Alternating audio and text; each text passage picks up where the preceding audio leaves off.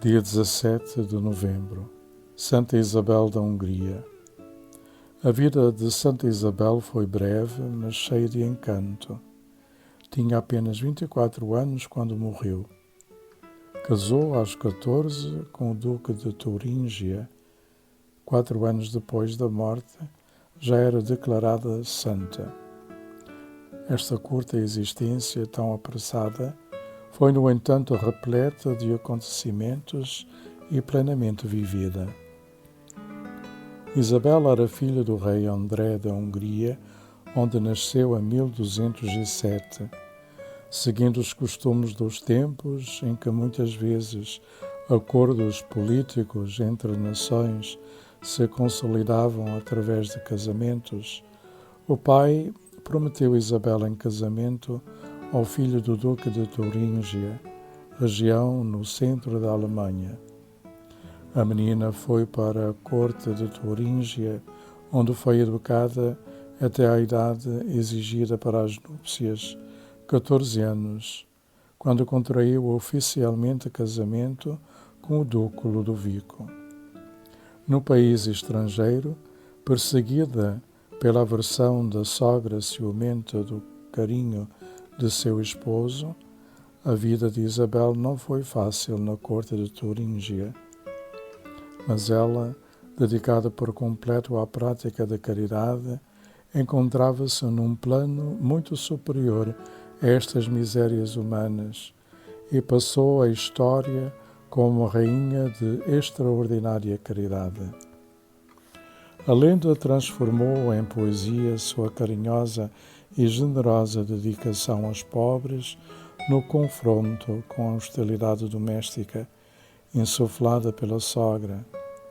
Acusada ante o esposo de excessiva prodigalidade, certo dia foi surpreendida por ele quando saía do palácio, levando alimentos para reparti-los aos pobres. "Que levas?" perguntou-lhe o esposo já prevenido. "Rosas", respondeu Isabel, sem lembrar que era pleno inverno. E abrindo a sacola, apareceram efetivamente rosas. Noutra ocasião, voltando seu esposo de uma viagem, a sogra o preveniu: "Vê lá, Isabel levou para o teu quarto um leproso." Mas ao abrir a porta, o esposo encontrou sobre a sua cama Cristo crucificado, em quem se transformara o leproso que Isabel cuidava. 6 anos depois de casar, ficou viúva, pois seu marido, que partira para as cruzadas da Terra Santa, morria de peste em Otranto, na Itália, antes de embarcar para a Palestina. Numa ausência do mesmo, por uma grande escassez de víveres que se deu na região, ela sustentou com os cofres públicos, mesmo em oposição a algum magistrado, centenas de pobres que ela própria servia cada dia. Com a morte do marido, começou para Isabel uma dolorosa via sacra, cheia de sofrimentos, de virtudes e heroísmo. Os parentes do marido expulsaram-na da corte sob pretexto de que esbanjava os bens da família, quando na realidade nada mais fazia do que ajudar os necessitados. Talvez nessa perseguição dos parentes do marido houvesse certa aversão contra a origem húngara da rainha Isabel. Com os 3 filhinhos e algumas servas, passando as maiores privações em várias cidades, Isabel acabou refugiando-se num convento em Marburgo. Lá tomou o hábito da Ordem Terceira Franciscana, exatamente no ano da morte de São Francisco de Assis, 1226. Com a indenização recebida pelos bens que lhe foram injustamente tirados, construiu um hospital para atender aos necessitados.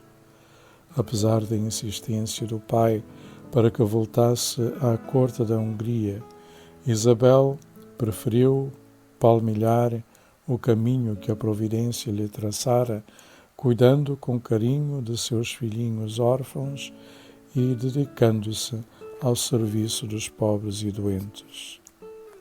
Esgotada em suas forças pelo extenuante serviço aos doentes leprosos, que servia diariamente com as próprias mãos, faleceu na jovem idade de 24 anos, em 16 de novembro de 1231.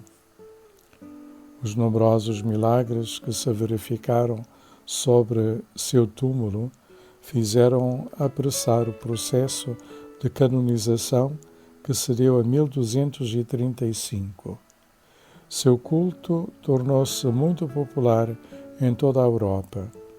Muitas instituições de caridade adotaram o seu nome. Santa Isabel foi declarada padroeira da Ordem Terceira Franciscana. Santa Isabel da Hungria, rogai por nós.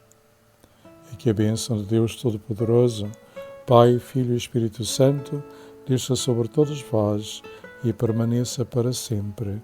Amém.